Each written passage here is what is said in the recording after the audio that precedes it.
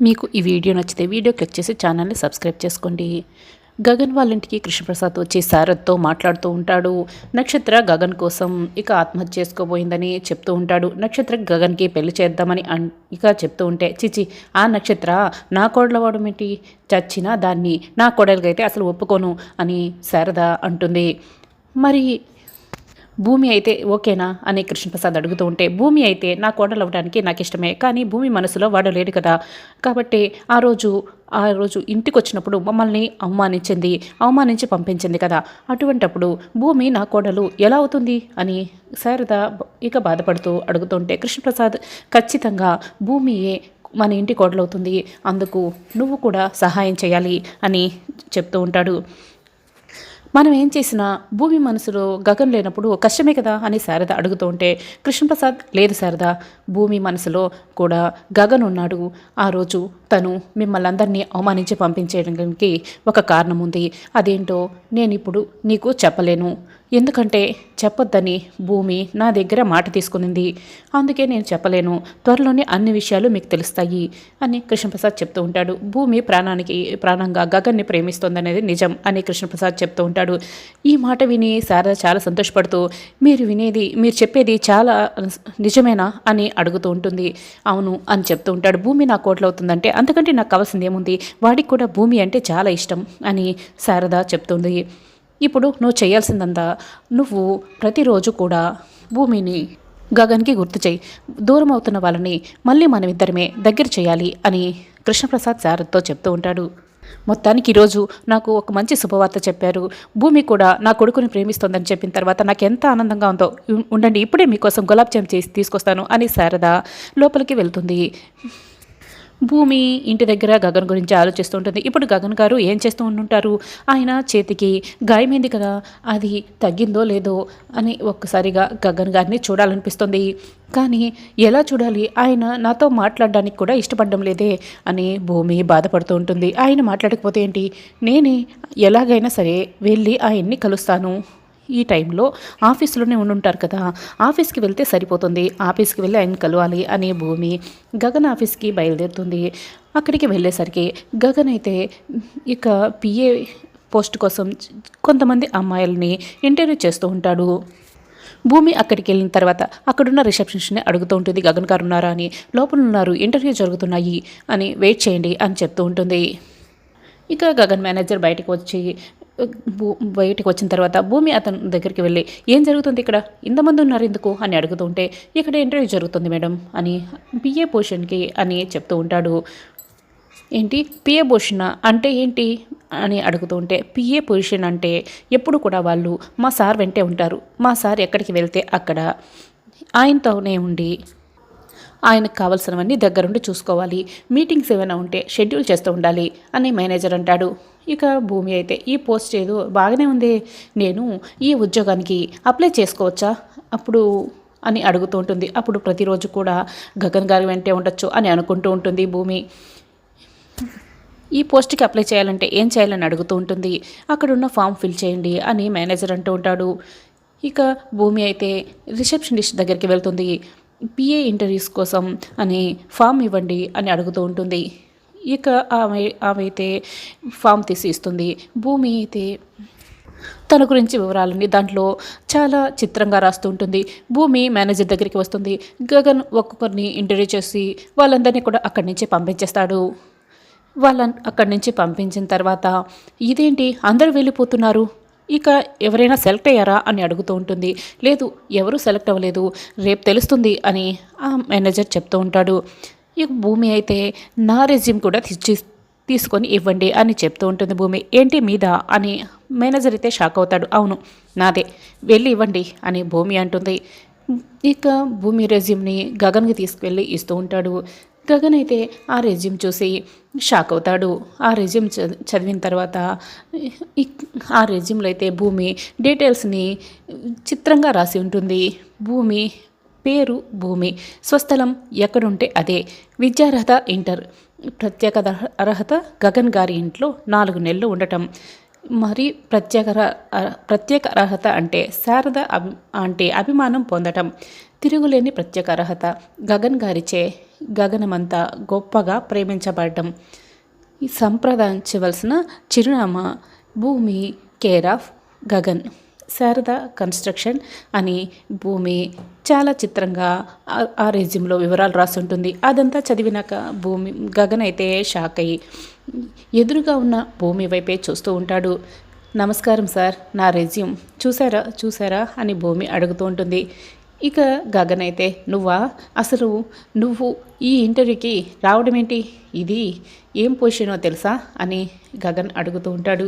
తెలిసే వచ్చాను సార్, ఇది మీ పిఏ పోస్ట్ కదా అని భూమి ఇక చెప్తూ ఉంటుంది.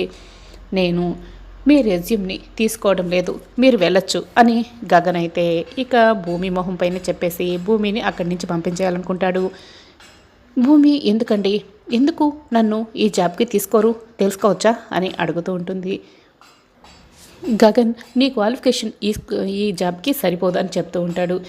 ఎందుకు సరిపోదండి? ఇంకా నిజం చెప్పాలంటే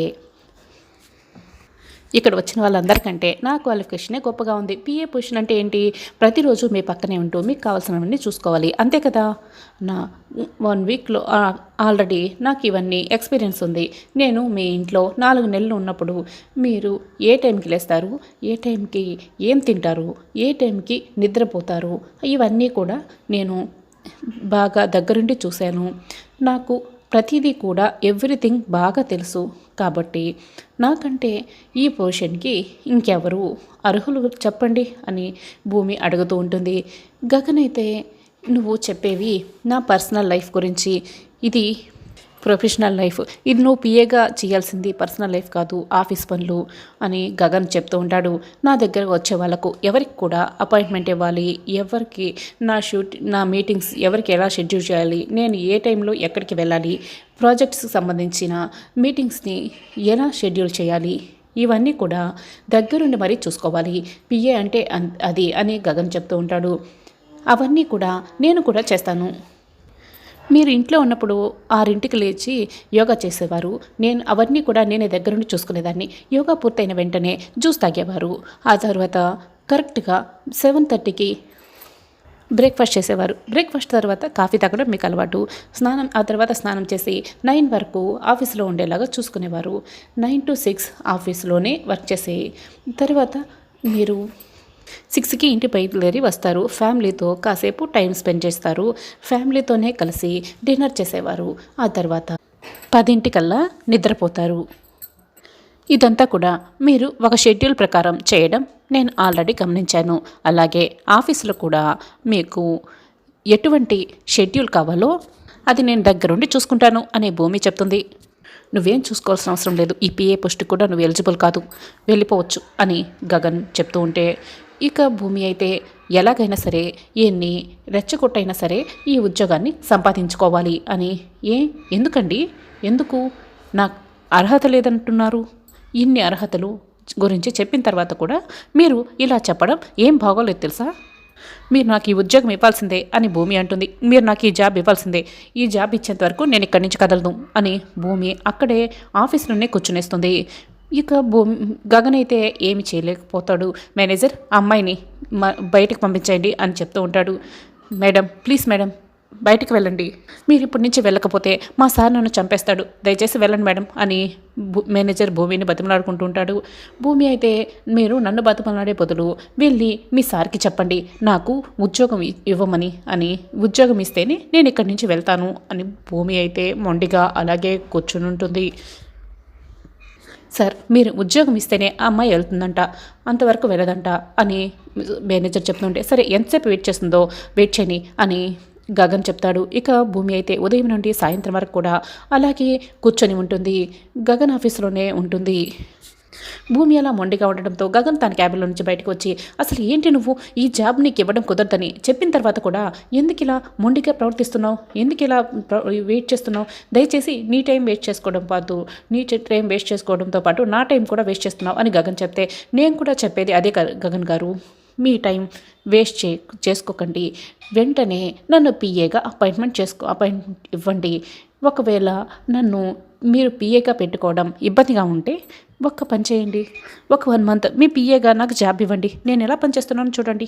ఒకవేళ ఆ 1 మంత్ తర్వాత నేను చేసే పని మీకు నచ్చకపోతే అప్పుడు ఇమీడియట్గా మీరు నాకు శాలరీ ఇవ్వకుండానే జాబ్లో నుంచి తీసేయచ్చు అని భూమి చెప్తుంది. నేను ఇక్కడి నుంచి వెళ్ళిపోతాను అని భూమి అంటే గగన్ సరే అని ఒప్పుకుంటాడు. కేవలం 1 మంత్ మాత్రమే నీకు ఇక్కడ పిఏగా జాబ్ ఇస్తాను.